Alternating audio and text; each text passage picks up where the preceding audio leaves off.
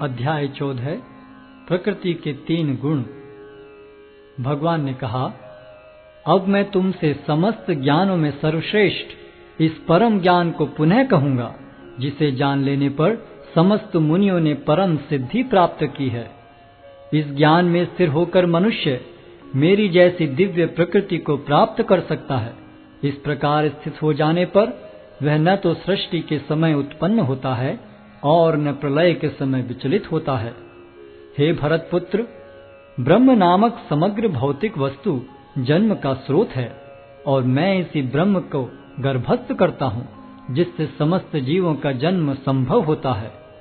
हे कुंती पुत्र, तुम यह समझ लो कि समस्त प्रकार की जीव योनियां इस भौतिक प्रकृति में जन्म द्वारा संभव हैं और मैं उनका बीज प्रदाता पिता हूँ।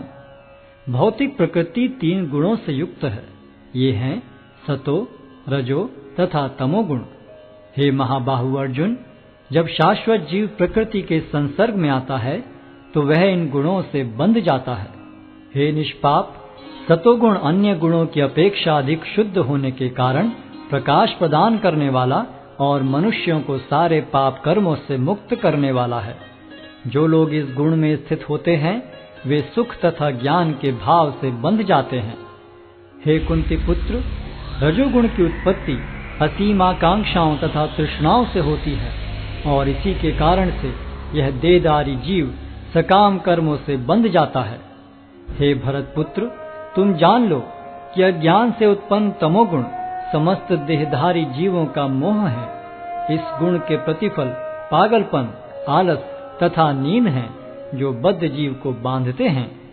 हे भरतपुत्र, सतोगुण मनुष्य को सुख से बांधता है, रजोगुण सकाम कर्म से बांधता है और तमोगुण मनुष्य के ज्ञान को ढककर उसे पागलपन से बांधता है।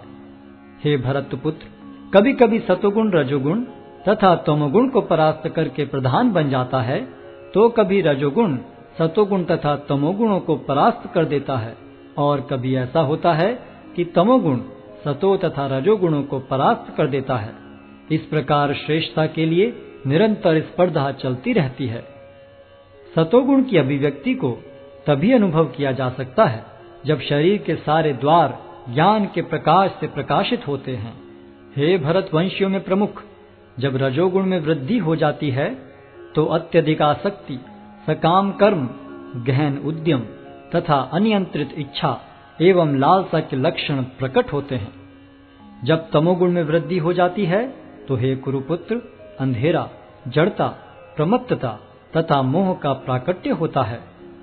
जब कोई सतोगुण में मरता है तो उसे महर्षियों के विशुद्ध उच्चतर लोकों की प्राप्ति होती है। जब कोई रजोगुण में मरता है तो वह सकाम कर्मियों के बीच में जन्म ग्रहण करता है और जब कोई तमोगुण में मरता है तो वह पशु योनि में जन्म धारण करता है। पुण्य कर्म का फल शुद्ध होता है और सात्विक कहलाता है, लेकिन रजोगुण में संपन्न कर्म का फल दुख होता है और तमोगुण में किए गए कर्म मूर्खता में प्रतिफलित होते हैं। सतोगुण से वास्तविक ज्ञान उत्पन्न होता है, रजोगुण से लोभ उत्पन्न होता है और तमोगुण से अज्ञान, प्रमाद और मोह उत्पन्न होते हैं। सतोगुणी व्यक्ति क्रमशः उच्च लोकों को ऊपर जाते हैं, रजोगुणी इसी पृथ्वीलोक में रह जाते हैं और जो अत्यंत गर्हित तमोगुण में स्थित हैं वे नीचे नरक लोकों को जाते हैं। जब कोई यह अच्छी तरह जान लेता है कि समस्त कार्यों में प्रकृति के 3 गुणों के अतिरिक्त अन्य कोई कर्ता नहीं है और जब वह परमेश्वर को जान लेता है जो इन 3 गुणों से परे हैं, तो वह मेरे दिव्य स्वभाव को प्राप्त होता है। जब देहधारी जीव भौतिक शरीर से संबद्ध इन 3 गुणों को लांघने में समर्थ होता है तो वह जन्म, मृत्यु, बुढ़ापा तथा उनके कष्टों से मुक्त हो सकता है और इसी जीवन में अमृत का भोग कर सकता है। अर्जुन ने पूछा, हे भगवान, जो इन 3 गुणों से परे हैं वह किन लक्षणों के द्वारा जाना जाता है? उसका आचरण कैसा होता है और वह प्रकृति के गुणों को किस प्रकार लांघता है?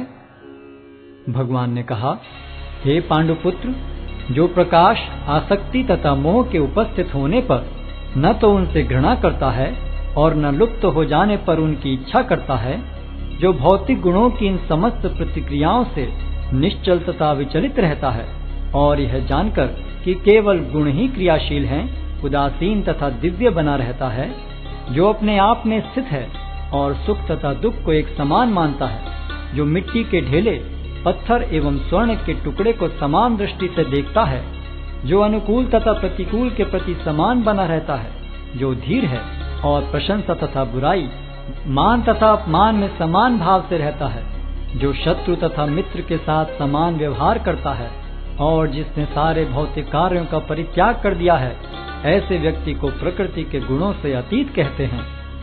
जो समस्त परिस्थितियों में अविचलित भाव से पूर्ण भक्ति में प्रवृत्त होता है, वह तुरंत ही प्रकृति के गुणों को लांघ जाता है और इस प्रकार ब्रह्म के स्तर तक पहुंच जाता है। और मैं ही उस निराकार ब्रह्म का आश्रय हूँ, जो अमर्त्य, अविनाशी तथा शाश्वत है और चरम सुख का स्वाभाविक पद है।